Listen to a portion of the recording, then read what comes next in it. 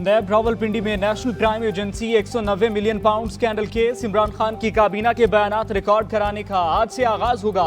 नैब रावलपिंडी ने आज फैसल वाडा, शेख रशीद और अली जैदी को तलब कर रखा है। शेख रशीद को इमरान खान केस से मुतालिका दस्तावेजात हमरा लाने की हिदायत। असद उमर की गिरफ्तारी का कलअदम करार, इस्लामाबाद हाईकोर्ट ने रहनुमा तहरीक इंसाफ को रिहा करने का हुक्म दे दिया। असद उमर को पुरतशद्दुद एहतजाज का हिस्सा न बनने से मुतालिक बयान हल्फी जमा कराने का हुक्म और ट्वीट्स डिलीट करने की हिदायत। कहा, खिलाफ वर्जी हुई तो असद उमर सियासी कैरियर भूल जाएं।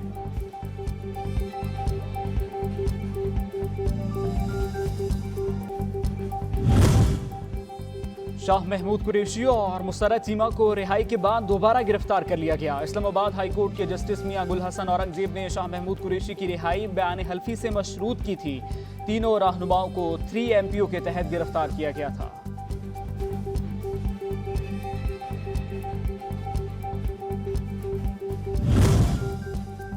दफा 144 की खिलाफवर्जी का केस, पीटीआई रहनुमा अली नवाज अवान और खुरम नवाज की जमानत में 29 मई तक तौसी।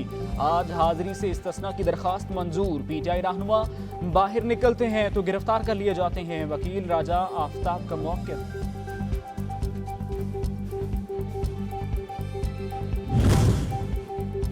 इमरान खान के 8 इक़दामात में शामिल तफ्तीश होने के मामले पर तफसीली फैसला जारी। JIT ने इमरान खान को तफ्तीश में मुआवनत के लिए नोटिस जारी किए। प्रोसिक्यूटर के मुताबिक नोटिस के बावजूद इमरान खान शामिल तफ्तीश नहीं हुए।